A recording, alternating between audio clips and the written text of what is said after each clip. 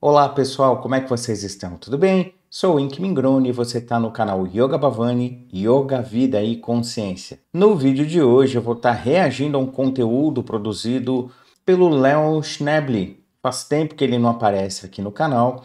Ele fez uma participação há um tempo já lá no canal do Guru do Himalaia, né? O Alegria de Viver. E o tema da live é naves espaciais no Brasil. Então eu vou estar reagindo, não à live toda, mas a um pedacinho dessa live que ele fala um pouco sobre religião, né, e vai desenvolvendo a partir disso. Então eu achei interessante apresentar alguns contrapontos aí, algumas ponderações. E é sempre importante dizer que esses meus contrapontos, essas ponderações são sobre o conteúdo e não sobre a pessoa em si.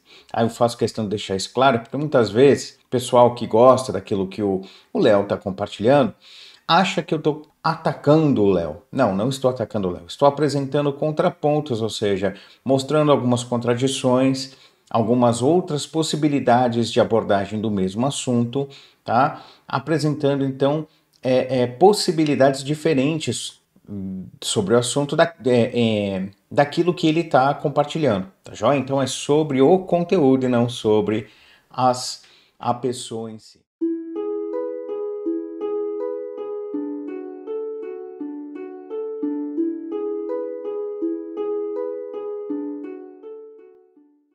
Bora lá.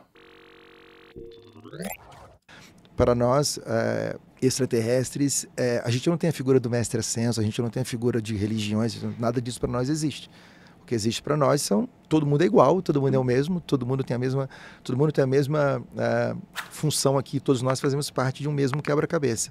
Então ninguém é mais ou menos importante. Um humano não é menos importante do que um venusiano de sétima dimensão.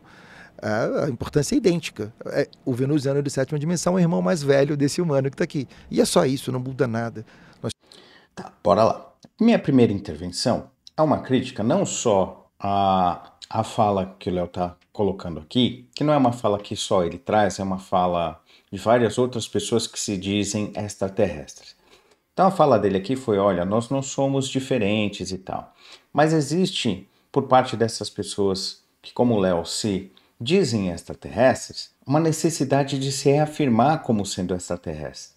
Então, se não há diferença, não há diferença. Se não há diferença, não é necessário ele falar das coisas espiritualmente falando, né, assim, do conteúdo que ele está falando, de uma maneira a reafirmar sempre que, olha, de uma certa forma eu tenho uma autoridade para compartilhar isso porque eu sou um extraterrestre. Tá? Em outros momentos eu já ouvi o Léo falando, olha, eu sou um mestre em Arcturus, eu sou da nona dimensão, e não é uma forma de falar de uma maneira informativa apenas. É sempre no contexto de tentar trazer uma certa autoridade para aquilo que ele está falando. E tá tudo bem, tá? Eu só estou trazendo aqui para o nosso vídeo, né, essa percepção que eu tenho da forma como não só ele, mas ele especificamente nesse caso aqui, fala a respeito de não vemos diferença, não somos todos iguais, mas existe essa necessidade de se reafirmar como um ser extraterrestre. É só um primeiro apontamento aqui. Nós somos todos membros da mesma família, vamos dizer assim. E a revelação alienígena, né, através do, entre aspas, o William Bonner da vida, ou qualquer outra pessoa, para fazer isso a público, é um momento onde você derruba o sistema inteiro, porque você é obrigado a explicar tudo aquilo que é ensinado aqui e nada daquilo é verdadeiro. Por exemplo, existem provas de que todo o sistema de ensino desse planeta, ou 90% dele, não vou dizer todo, foi estruturada pelos jesuítas. Os jesuítas é a organização religiosa que comanda o Vaticano. As cabeças dos jesuítas são draco-reptilianas. Então, não existe prova que todo o sistema educacional foi feito pelos jesuítas, não, tá? A gente precisa entender que, historicamente, no Brasil, não existia universidade até 1920, se eu não me engano, né? Então, para a gente só ponderar um pouquinho sobre essa possibilidade de que, na época que o Brasil foi descoberto, não existia estruturação de escola. Aquilo que os jesuítas passavam era uma doutrinação religiosa, tá?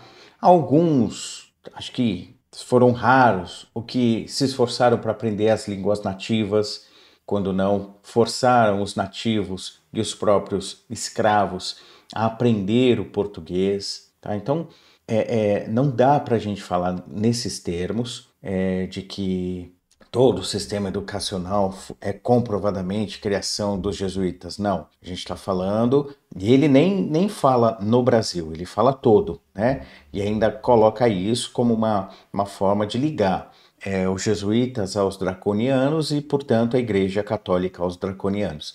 Tem um viés conspiracionista nessa fala, tá? Isso é preocupante. Por quê? Durante a Idade Média, o conceito que a gente tem de escola não existia. Isso a escola que a gente vivencia ou experimenta hoje é uma construção advinda da Revolução Industrial, tá? Quando começa o processo de Revolução Industrial, quando o meio de produção capitalista se torna o proeminente na nossa sociedade, surge esse modelo escolar. Tá? Surge esse modelo escolar. Então, esse modelo escolar está intimamente ligado ao advento do modo de produção capitalista, ao advento da Revolução Industrial, tá? Porque antes disso, o que havia eram tutores, e esses tutores eram para quem tinha grana, para os nobres europeus. Eram eles que conseguiam ser educados, tá? Então, isso que o Léo está colocando não procede historicamente, tá? Tem a sua graça, tem, entre aspas, a sua aplicação, se você quiser corroborar a ideia de um governo oculto, dessa ideia de aliens do mal que estão aí permeando os bastidores da nossa humanidade, aí esse discurso vai fazer sentido, tá? Mas se a gente olhar a materialidade, a história, não existe isso, tá? Não existe isso que ele falou. Mas bora lá, vamos escutar um pouco mais. Então todo o sistema de ensino não é feito para te ensinar, é feito para te aprisionar no sistema. Assim como as religiões, assim como o sistema de... A gente acredita até hoje que a gente precisa de gasolina, né, de combustível para ter um foguete. E a gente tem nave voando aqui desde 1934 sem esse sistema de propulsão. Então vamos lá. Primeiro, falando sobre o sistema educacional. O sistema educacional, como eu disse, ele foi aí, fruto do estabelecimento do modo de produção capitalista. Portanto, ele já nasce enviesado. Ele não é um sistema educacional que nasce para fazer com que as pessoas, de alguma maneira, consigam compreender o mundo que elas estão inseridas, compreender a si mesmo, compreender as relações sociais. Sempre há um viés ideológico por trás. Então, lembre-se, se esse sistema educacional, que é a base do que a gente tem hoje, surgiu oriundo da necessidade do modo de produção capitalista, criar trabalhadores minimamente qualificados para operar um maquinário, minimamente qualificados para fazer a produção industrial acontecer, é claro que esse sistema educacional vai estar, de uma certa forma, manipulado pelos detentores do capital. Mesmo quando a escola é pública, tá? Digamos assim, ela é fornecida pelo Estado, existe um viés, existe um caminho de como as crianças vão ser educadas, e aí não tem a ver para ficarem presas ao sistema no sentido de governo oculto, blá blá blá, é para ficarem presas, entre aspas, a esse sistema pelo viés ideológico, pelo viés que vai fazer, que é necessário com que se faça com que essas crianças se tornem, ao longo do tempo, não só trabalhadores mais eficientes, mas também consumidores, tá? Consumidores. Então, para que a gente, eu e você, trabalhe sem, digamos assim, reclamar do quanto nós somos explorados, algum tipo de ideologia, algum tipo de, entre aspas, mágica, deve ser feito para que a gente não se revolte de uma maneira tão corriqueira com os donos do meio de produção, tá? Então, esse viés ideológico é o que faz com que eu e vocês, a gente acabe trabalhando todos os dias, mesmo sentindo certo desconforto, mas iludido com algum tipo de recompensa ou com algum tipo de qualquer outra coisa que o salário, digamos assim, possa nos fornecer, tá? Então, todo o sistema educacional, como a gente conhece hoje, ele foi estabelecido, ele tem a sua origem no advento da Revolução Industrial, no advento ou na migração para o modo de produção capitalista. Tá? E, portanto, quem criou ou quem modelou esse sistema educacional, tá? Foram os detentores do capital, foram os donos das fábricas, os donos dos meios de produção que queriam que aquelas crianças se tornassem, de alguma forma, mais para frente, não só trabalhadores mais eficientes, mas também consumidores. Falando sobre as religiões, é uma coisa que pega muitos espiritualistas, tá? As religiões, elas têm os seus problemas, todas elas. O hinduísmo, o budismo, o jainismo, cristianismo, islamismo, judaísmo, todas elas têm os seus problemas. Todas elas também foram utilizadas em algum momento histórico como uma forma de exercer um poder político sobre a população em que elas estavam sendo experimentadas, tá? Seja na Índia com, por exemplo, o imperador Ashoka, que foi responsável pela propagação do budismo em todo o subcontinente indiano, tá? E para além da Índia, tá? Seja, sei lá, como o Léo colocou, né? Os jesuítas, o processo das cruzadas, teve os imperadores muçulmanos que espalharam o Islã, né? Tomando a Península Ibérica, e daí, né? Tem todo um contexto histórico que eu poderia trazer aqui para dizer, olha, em algum momento todas as religiões se misturaram com o poder político. O problema é da religião em si? Não. O problema são dos homens. Então, a premissa dos ensinamentos espirituais que, de alguma forma, alicerçam a algumas das religiões não são necessariamente ruins, mas as relações que se formam ou que se criam a partir desses alicerces espirituais, tá, é que geram os problemas da religião. O problema não é a religião, o problema são os homens. O problema se dá quando a gente começa a misturar política com a espiritualidade barra religião em si, tá? Então, lá na Índia Antiga, a gente vai ter, por exemplo, o advento do budismo como sendo um questionamento, né, do próprio Siddhartha Gautama, da relação que o pai tinha, que era um rei, com os sacerdotes do hinduísmo, né, os brahmanes, tá? Então, ele questionava aquela relação que estava ali, que do ponto de vista do Siddhartha já era uma relação, digamos assim, promíscua, tá? Em que havia uma dependência muito forte do poder político e militar em relação ao poder religioso. Havia uma relação, vou usar esse termo, eu sei que é forte, tá? Mas infelizmente é um fato, tá? Uma relação promíscua. E esse tipo de, entre aspas, promiscuidade entre os sacerdotes das mais variadas religiões e os detentores do poder político e militar é um fato histórico. Isso ocorreu na Suméria, ocorreu, né, no desenvolvimento do judaísmo, do cristianismo, tá? A gente vê ali, né, na Roma antiga, como é que o cristianismo se torna de fato uma religião, tá? Então, o problema não está nos princípios espirituais que são fundamentais às religiões, mas sim nas relações que os homens construíram com esses princípios. Tudo bem? Então, a estruturação hierárquica, os dogmatismos, a ideia de que um Deus pune ou um Deus recompensa, toda a ideia de hierarquias e falanges, do céu e do inferno, recompensas e punições que permeiam muitas, se não todas as religiões, tá? Com as suas roupagens e nomenclaturas específicas.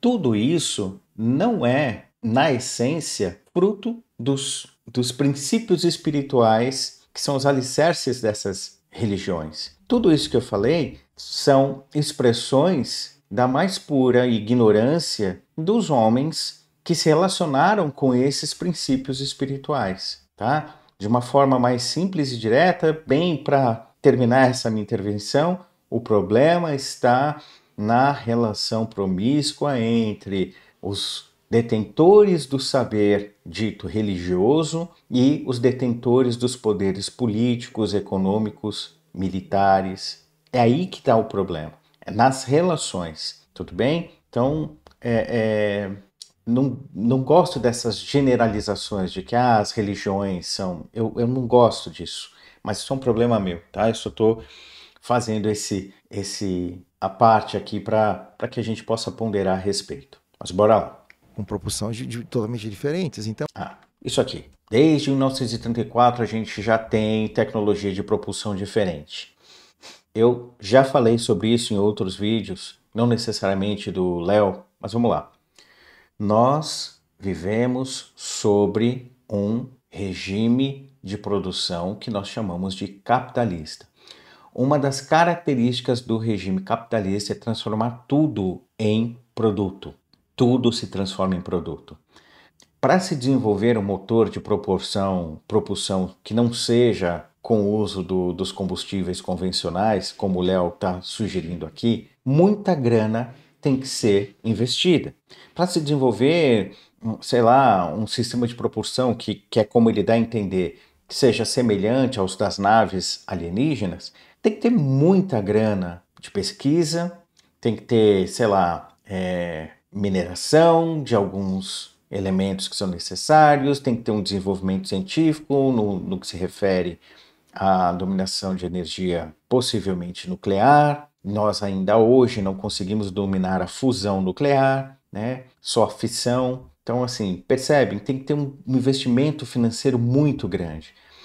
E, sabendo que nós estamos numa sociedade capitalista, mesmo que seja o Estado fazendo esse investimento, tá? Porque para ter a grana para fazer esse investimento, não são pequenas empresas, pequenas maneiras de... Não é o setor privado que faz esses investimentos. Quem faz esses investimentos são ou é sempre o Estado. Tá? Quem desenvolveu os foguetes para ir à Lua foram os estados, seja ele o estado americano, né, que levou de fato o homem à Lua, ou seja, o estado soviético que levou o primeiro homem ao espaço.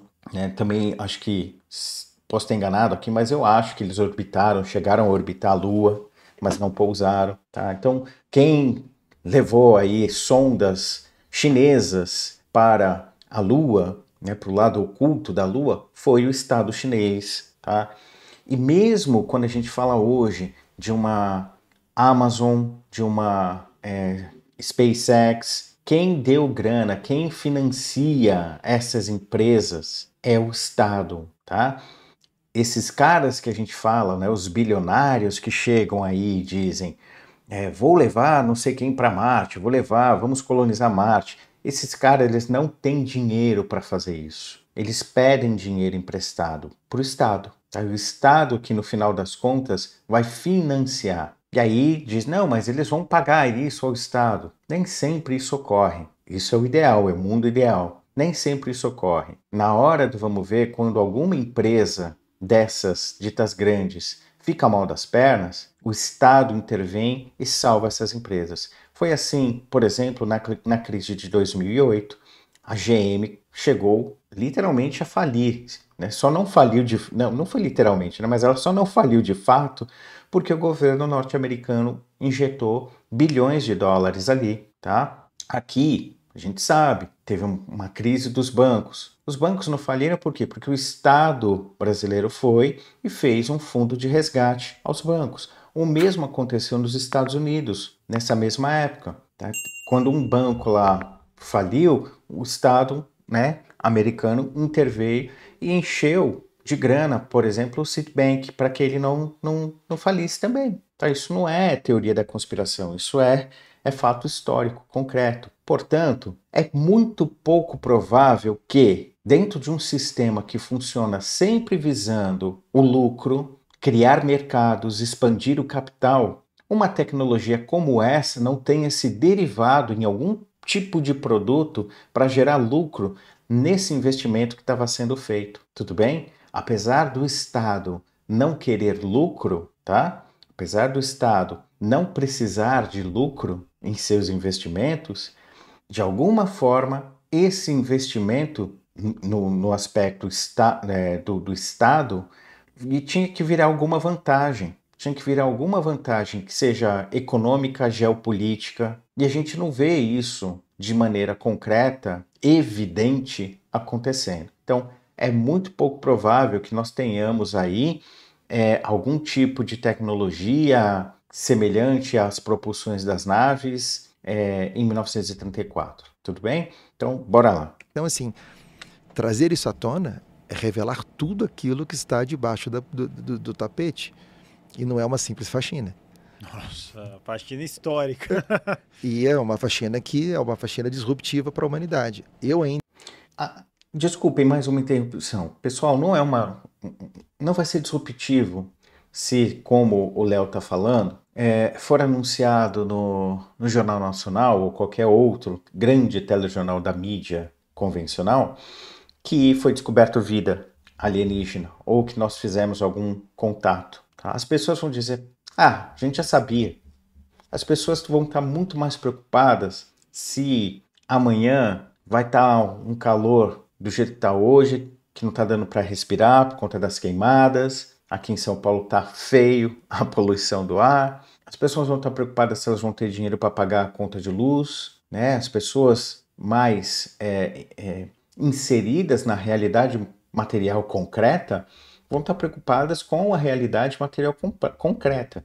Quem está destoando um pouco da percepção da própria realidade, da vida como ela pode começar a achar que vamos ser invadidos, podem ir para as fantasias mais variadas, né? E tá tudo bem também, tá? Não é uma condenação que eu estou fazendo aqui, é só uma possível constatação, tá? De que na hora que for anunciado não vai ter pânico, não vai ter, a não ser que isso seja fomentado, a não ser que as pessoas entrem, não sei nem se o termo é adequado, se não for me desculpem, mas que as pessoas entrem numa espécie de histeria coletiva, tá? E aí não tem a ver com elas terem medo ou não, elas terem sido enganadas ou não, porque os processos de, entre aspas, histeria coletiva muitas vezes começam sem necessariamente as pessoas que estão passando pelo processo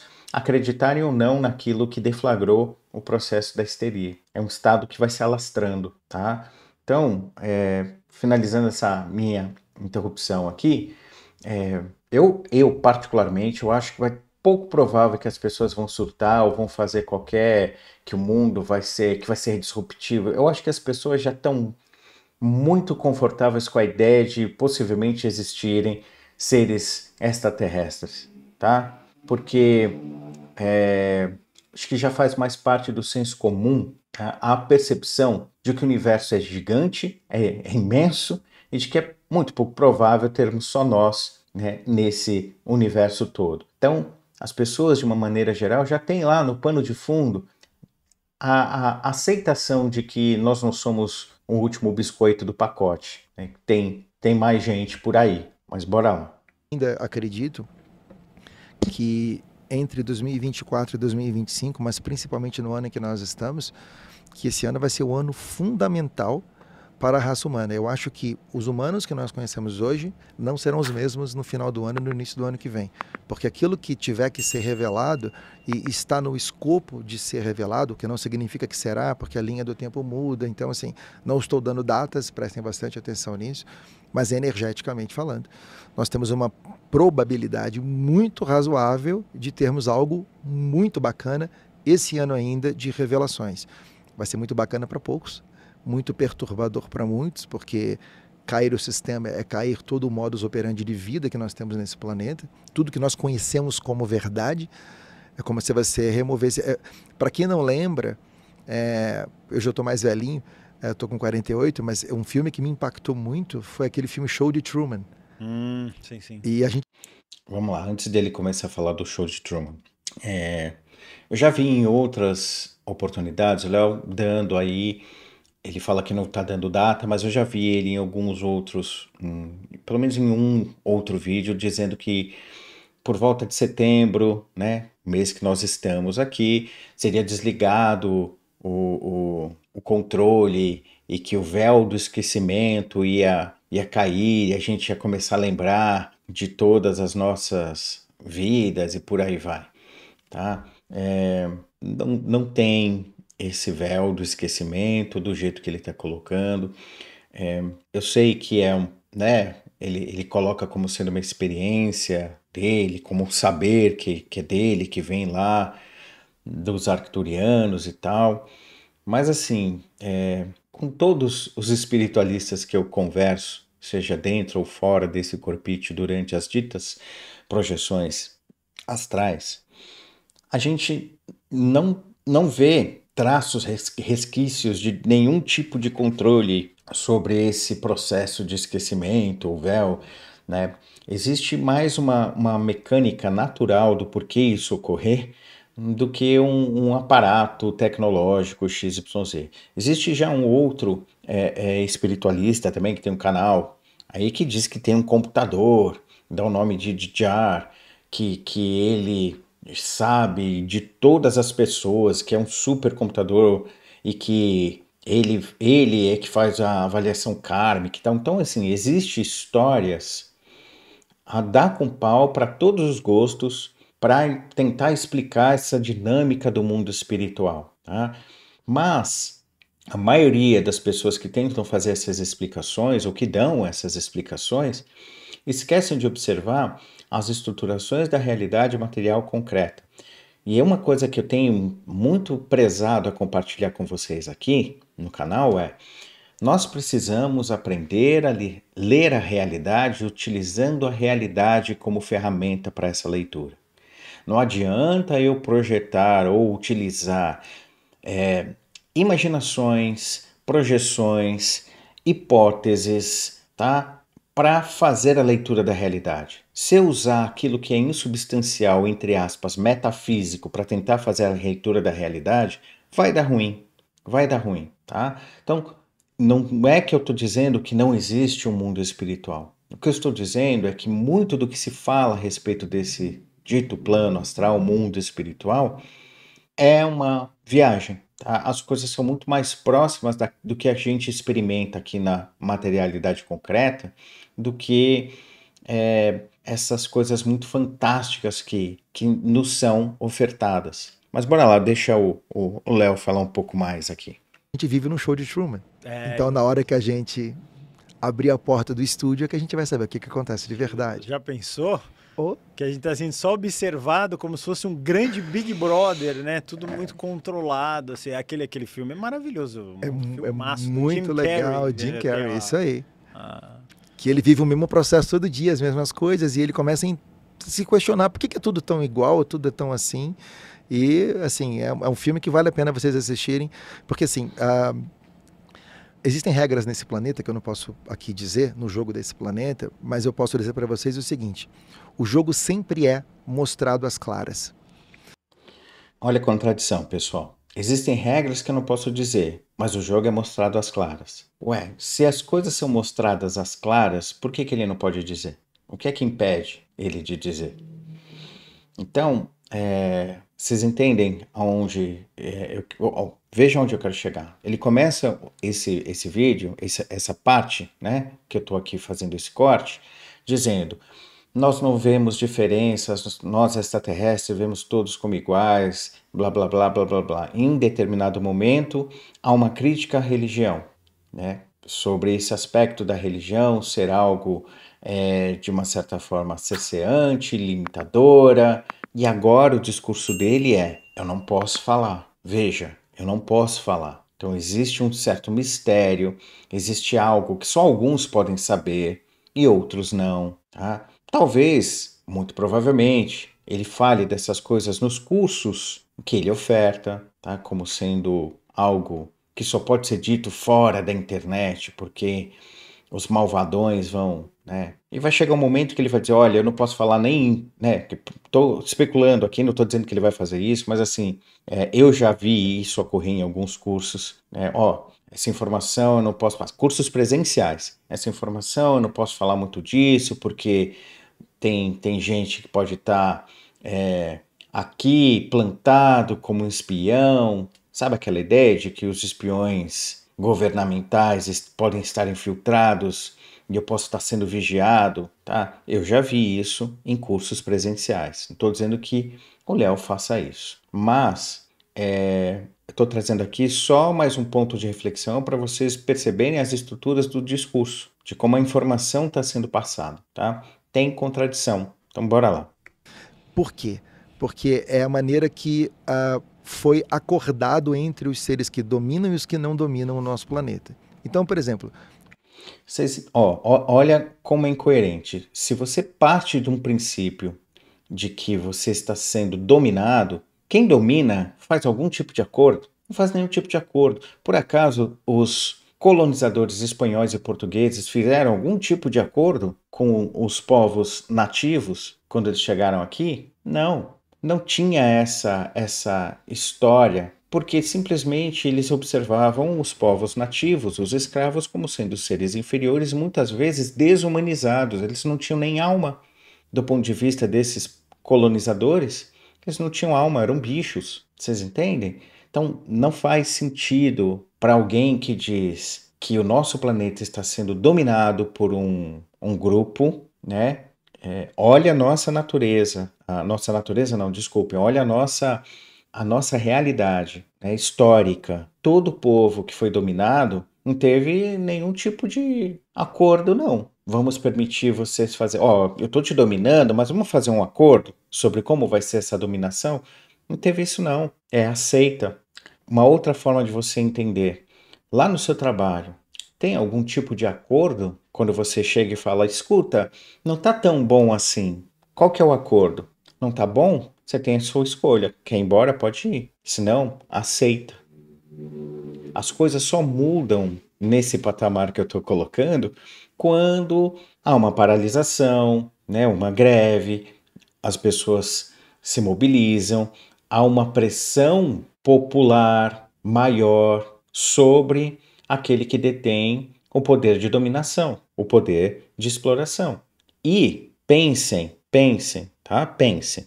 Quando aqueles, dito Estado, né, tentam entrar para, entre aspas, fazer uma mediação entre os que têm os meios de produção, os exploradores, os dominadores e aqueles que são dominados ou explorados, o Estado intervém em favor de quem? Vai intervir em favor de quem tem grana, de quem detém o capital.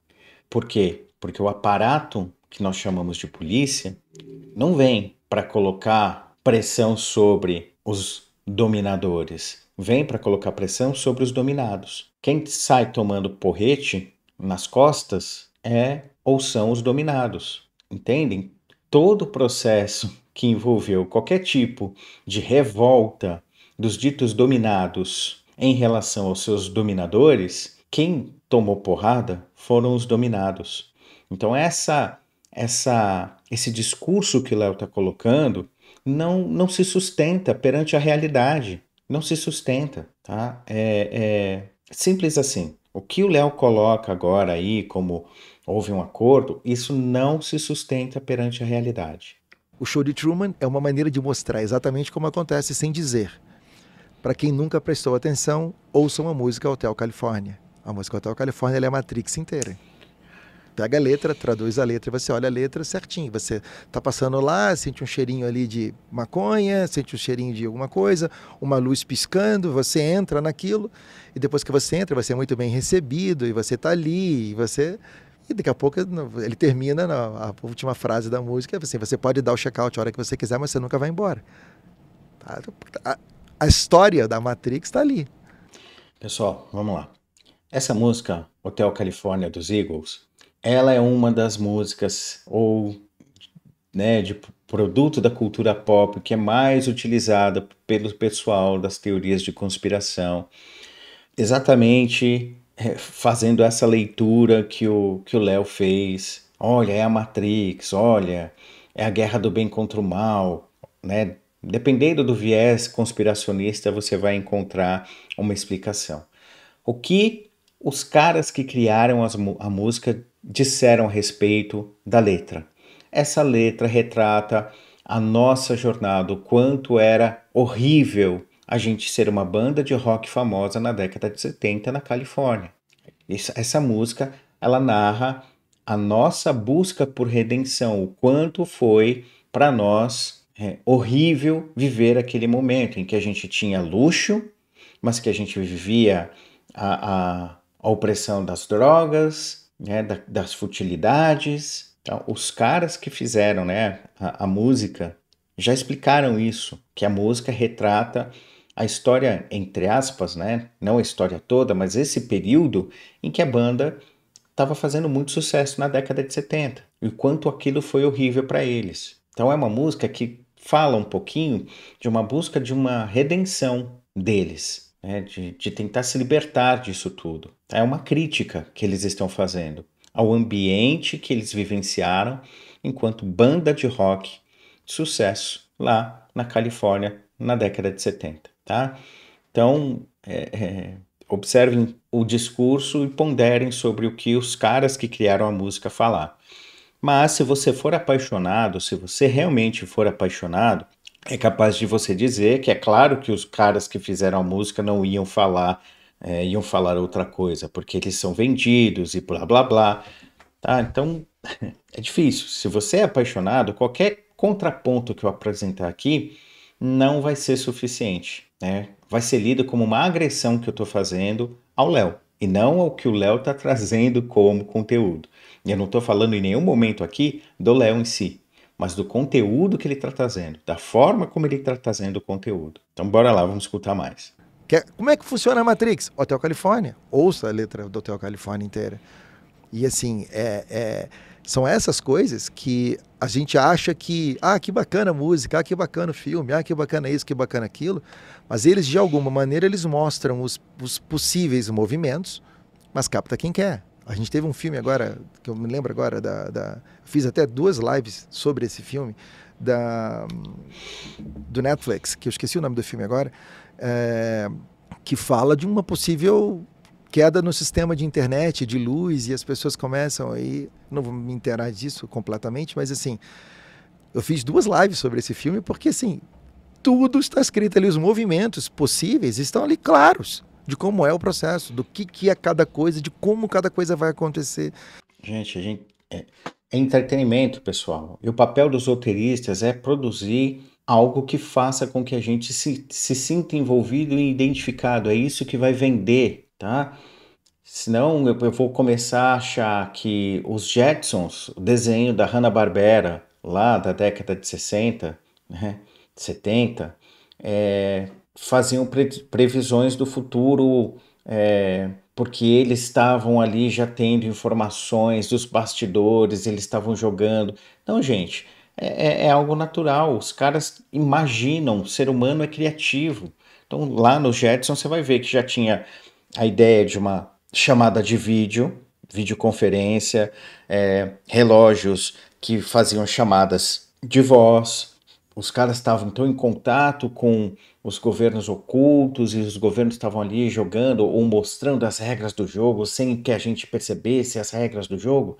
Não, gente, isso é o potencial humano, tá? Se você com a base de conhecimento que você tem agora, fizer uma leitura sobre como está a realidade em que você está inserido, em termos de tecnologia, em termos de, sei lá, estruturação social, você usando a sua criatividade, você pode construir um possível futuro. Você pode começar a imaginar que, sei lá, daqui 50, 60 anos a gente possa ter um sistema de combustível mais limpo, talvez baseado em hidrogênio, né?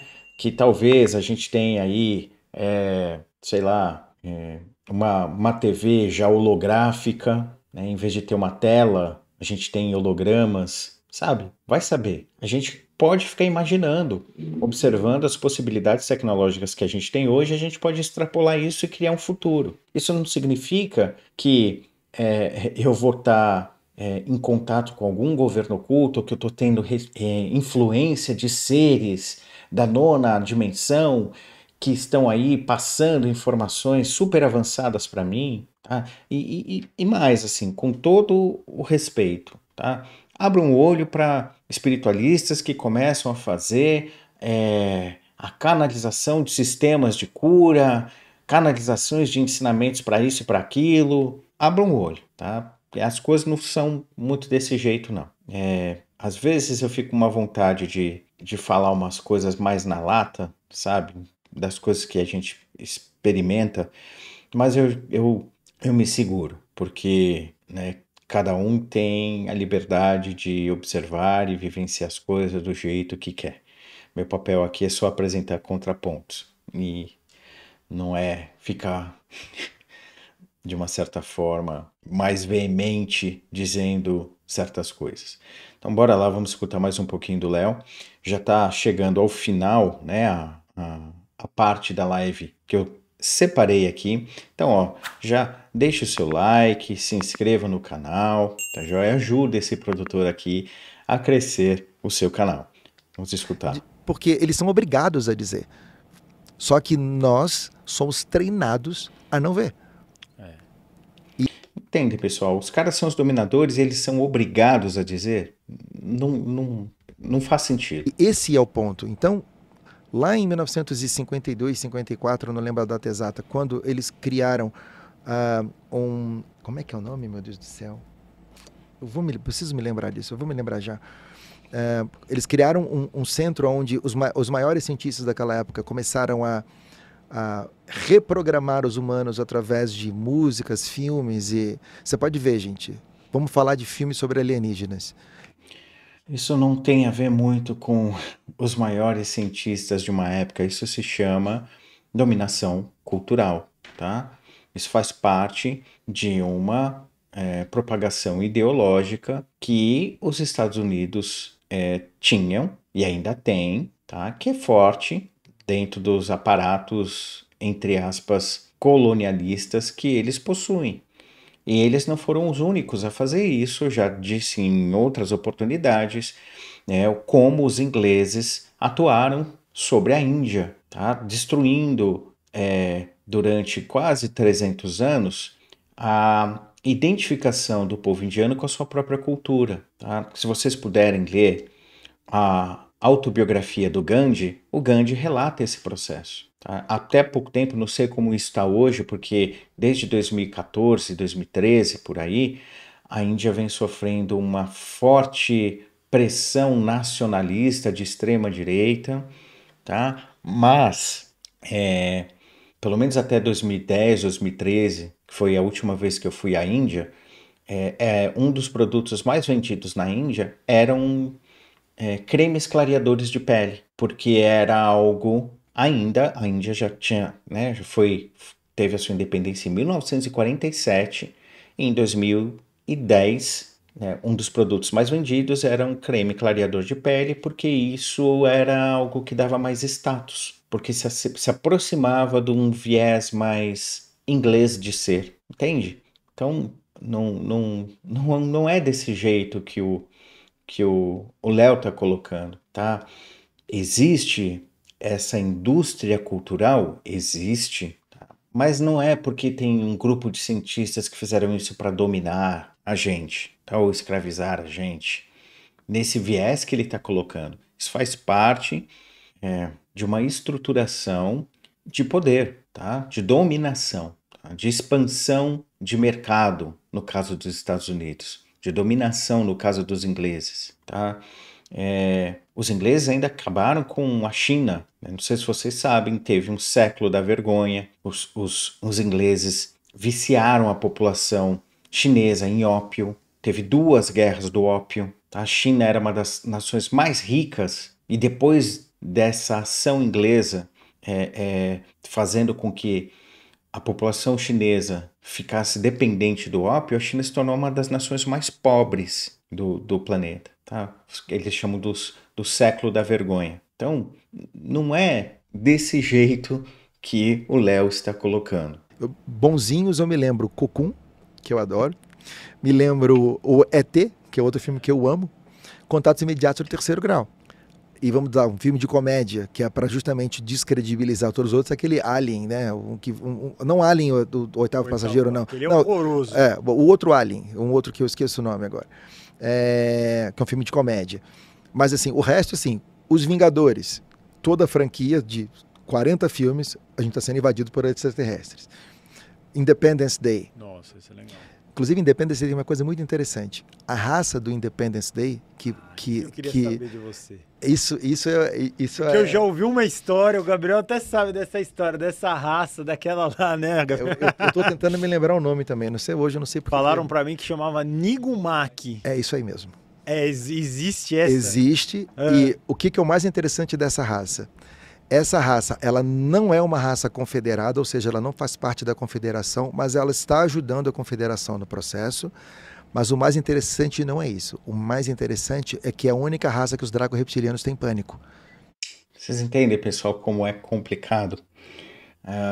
No filme, essa raça, ela é completamente hostil aos seres humanos. Depois, né, a história, né, a mitologia do filme foi sendo desenvolvida, aí foi sendo colocada aí que eles eram, digamos assim, uns geneticistas que vieram para cá e povoaram o planeta com vida e blá blá blá, tem todo um motivo, e depois a história vai se desenvolvendo, né? Então, é entretenimento, pessoal. Não tem nada de fundo de verdade. Essa guinada que se deu aí nos filmes posteriores, na franquia do Alien, o Oitavo Passageiro, foi pegar onda nas ideias dos alienígenas do passado. Porque isso vende, tá? Isso vende. É negócio, é entretenimento. E observam que, como entretenimento, é uma linguagem rasa, uma linguagem fácil de ser entendida e que mexe com os nossos afetos, com as nossas emoções. É isso que o entretenimento produz. E se vocês tiverem tranquilidade, tá? O discurso que o Léo está trazendo como informação aqui nesse corte não deixa de ser isso, só entretenimento, tá? Porque é uma linguagem simples, ela não é profunda em nenhum sentido, ele não apresenta nenhum tipo de fundamento ou argumento concreto porque ele está trazendo, ele só joga informações,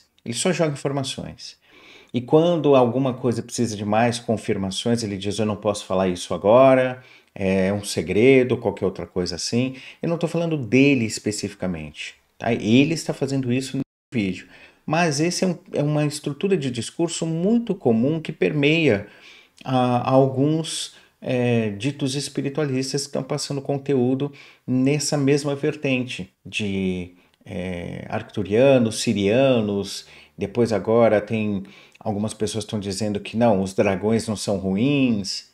E aí outros dizem, não, os draconianos têm medo danado de uma raça X. Essa aí é uma dos que já ouvi falar, mas já outras foram ditas, que é a única que mete medo nos draconianos, sabe? Parece que a gente está tendo uma incessante busca por um antagonista. A gente está querendo, de toda forma, construir a ideia de um antagonista. Então não adianta depois vir falar que nós não vemos diferenças, nós somos sempre observamos todos como iguais, mas o tempo inteiro no discurso tem a ideia de um antagonista. Vemos todos como iguais, mas tem o governo oculto, tem a Matrix, tem os draconianos, tem o véu do esquecimento, tem todas as paradas, ou seja, tem sempre um antagonista, né? Então, não é legal esse tipo de experiência, né, que ele está tentando vender, né? O discurso não é legal. Mas bora lá. É a única que eles têm medo de verdade no universo. Diz que eles são os Que são, brutais, né? são assim, os caras. Então, assim, qual é o grande barato? Eu digo que eu estou sendo invadido justamente pela raça que os dominadores não querem que esteja aqui. Então, assim, o jogo é claro. E o Independence Day, se não me falha a memória, 95 ou 96, né? Por aí, é uma coisa assim, é. Que foi, o filme foi lançado, eu tava nos Estados Unidos, no dia da independência. É isso aí, Smith. É exatamente 4 de julho. É isso aí. Tudo, você entrava no McDonald's, estava tudo pintado com aquela nave. A propaganda, pessoal, isso se chama propaganda cultural, tá? Quem é que vai salvar a Terra? O presidente norte-americano pilotando um caça norte-americano, sabe? É propaganda, é entretenimento. Mãe, dava um medo desgraçado aquilo. Exatamente. E pode ser que seja uma coisa desse claro, jeito. Porque imagina, se chegam os nego mac aqui, o pessoal fala assim, uau, estamos sendo invadidos pelo... Não, na verdade isso aqui é para libertar a gente dos seres que estão realmente controlando isso. Caramba, então, que assim, louco, hein? A melhor maneira de você criar alguma coisa é o quê? Você cria uma distração, dentro dessa distração você diz uma coisa, mas quer dizer outra. Bom, pessoal, acho que já é o suficiente para o nosso corte aqui, para o nosso vídeo. Ou seja, como eu disse, observem como um entretenimento, observem como uma forma de vocês entrar em contato com algo curioso, né, no que o Léo ali está colocando, ou até mesmo do que eu coloquei aqui. Tá? Eu sempre busco trazer um pouco mais de senso crítico e fundamentação nas coisas que eu compartilho com vocês, mas não sou isento de crítica, não. Então, pessoal, mais uma vez eu peço a vocês, que se você ainda não é inscrito, que se inscreva no canal, né, que dê o joinha aí, comentem, façam as suas colocações aí nos comentários, é importante você gerar engajamento e, se for o caso, compartilha esse vídeo, manda lá pro seu grupinho de zap, fala, olha que interessante, ajuda esse canal a crescer, tá joia? A gente, se furar a bolha, melhor. Então, muita paz, muita luz, a gente se vê num próximo momento. Tchau, tchau.